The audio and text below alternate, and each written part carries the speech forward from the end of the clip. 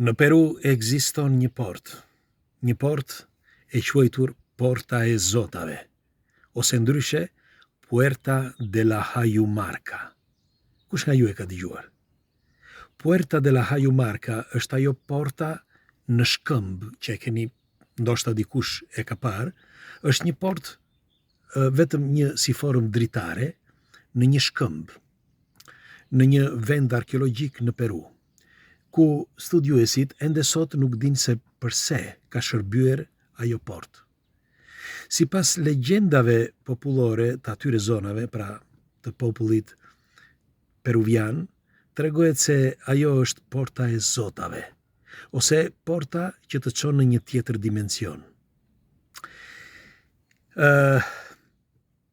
Kush është rastisht e t'i bëj like faqes, shihemi sërish, nuk ju kushton asgjë dhe faleminderit që jemi për herë bashk, por dëgjojeni me vëmendje, sepse nuk ka pak kohë që një shkencëtar, një djalë i ri shkencëtar, i bëri padi vendit ku bën eksperimente në Zvicër, pra në CERN. U bëri, ku gjenden shkencëtarët më të mëdhenj evropian, ndoshta edhe nga bota, u bëri një padi sepse sipas mendimit të tij, atë eksperiment që këta po kryejnë kohët e fundit mund të shkaktoj probleme të rënda, saqë mund të zhduk jo vetëm racën njerëzore, por tërë planetin. E di që për dikë këto duken si marrëzira ose duken si një fantazi. Mirë po, si thoshin ato fjalët e urta të lashta, ujku, po pastaj kur erdhi ujku ishte tepër vonë. Ju e dini që nga kur ka filluar televizioni dhe çfarë na kanë mësuar nga fizika kuantike ose nga studimet shkencore, thuhet që ne mund të lëvizim në kohë dhe hapësirë, apo jo? Është e vërtetë kjo? Pra, sipas shkencës, ekziston një teori që njeriu mund të lëviz nëpërmjet kohës dhe hapësirës. Ç'do të thotë kjo?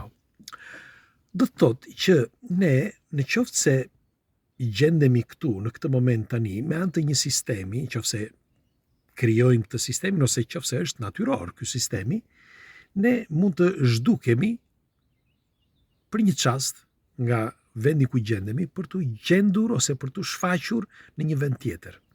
Pra në një port dimensionale. Në vitet 90 kur u zbulua ky vend arkeologjik në Peru, pra kjo puerta, në puertën Hayu kishte një legjend, sepse prej vitesh tregohej që në fakt ajo ruhej nga njerëzit e zonës, por tregohej sipas disa prifërinjve të vjetër, tregohej që kjo port ruhej që mos të hapej sepse mund të qarkullonin energji të tjera të dimensioneve të tjera. Dhe dëgjoni me vëmendje se çfarë ndodhi. Pasi u zbulua thash në vitet 90, me njerë një prift ose një predikator, ai gjeti, ose ndoshta e kishte, gjeti një çelës ose një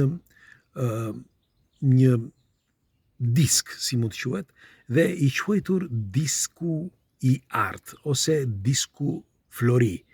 Pse? Sepse mendohet që ky disku ishte në formë, ose ndoshta është akoma, por ata që e kishin parë, ishte në formë monedhe e madhe dhe me një mundes radio e makinës, teksa pres këtu. Në ekstremitetin e kësaj monedhe, si mund të quhet nëse ishte monedhë, kishte një vend ku të vije dorën. Dhe nga krahu tjetër një formë metalike si në formë çelësi. Dhe ky e vendosi këtë në mesin e kësaj porte. Po ta vini re, Puerta Hayo ka një brim, si mund të quhet, mu në qendër. Tani, këto le t'i marrim si legjenda metropolitane, por unë dua të thellohem në këtë argument tek çfarë i ndodhi këtij zotërisë. Ai shkoi atje, tregohet që përshëndeti të gjithë pasi të shkonte në atë vend dhe pasi përshëndeti të gjithë, shkoi me këtë Chelsea ose këtë monedhën e artë. Dhe tregohet që nuk kishte askush aty dhe askush nuk e pa, por tregohet që ai u zhduk. Nuk u pa më. Dikush pretendon që është futur në një tjetër dimension sepse ajo port shkon vërtet në një dimension tjetër. Në fakt, pikërisht për këtë pra, quhet porta e zotave në gjuhën e vendasve. Tani, pse mund të quhet porta e zotave? Nëse e keni vënë re, ka disa në këtë zonë, pra të pumpës, ka disa ndërtime që është e pamundur që ato të ndërtohen sot nga dora e njeriut. Sepse janë të një sistemi sikur ato të ishin bërë me lazer.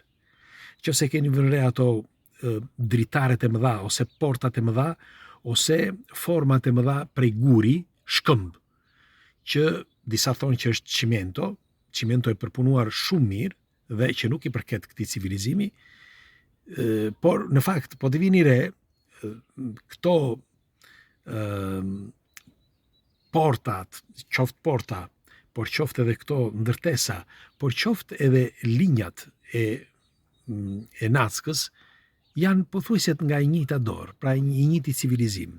Sikur ti kishte ndërtuar dikush që kishte ardhur këtu, sepse siç ju kam thënë për shembull për linjat e Nackës, vetëm nga sipër mund të shikosh ato që janë një merimang apo është një insekt tjetër apo është një njeri, sepse janë disa piktura, si mund të quhen kështu, të bëra në tokë, që janë qindra kilometra të gjatë, qindra metra të gjata, janë kilometra, do të thoshja, me 1 kilometër, 2 kilometra, ndonjëra, dhe ato mund t'i shohësh vetëm nga sipër.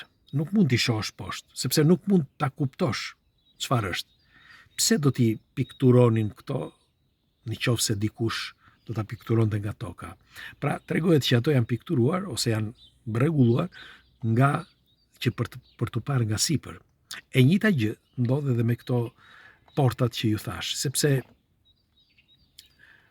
ndërtimi që është bërë i kësaj porte duket vërtet i skalitur jo në gur, por i bërë me incizim të një niveli që mund të themi jo lazer, por akoma më i përparuar si teknologji. Sepse nuk kam qenë në vend, por sipas studimeve që janë bërë, tregohet që edhe ato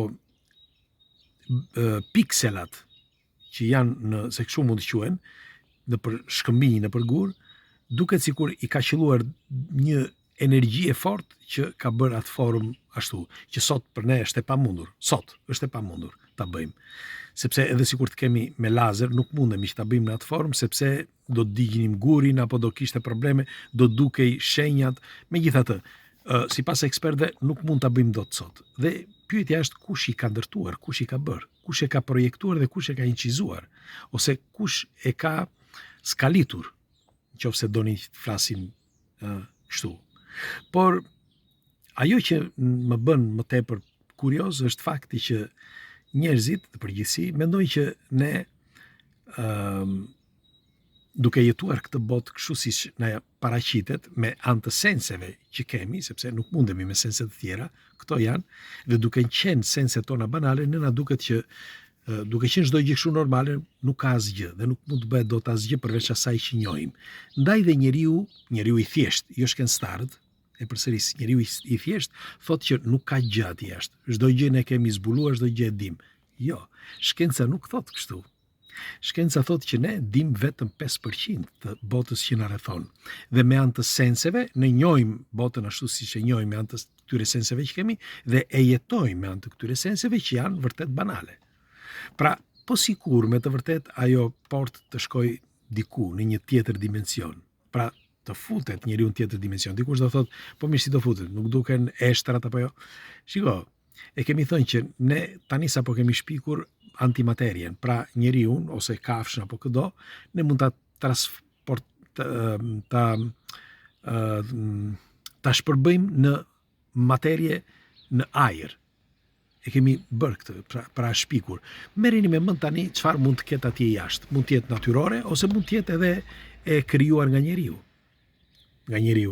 Nga forma të tjera, ne nuk e dim.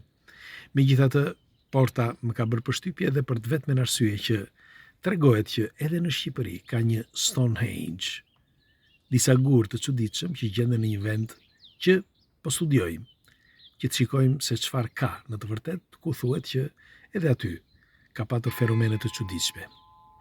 Kështu që unë pres komentet tuaja dhe shpërndajeni këtë informacion. Ju përqafoj.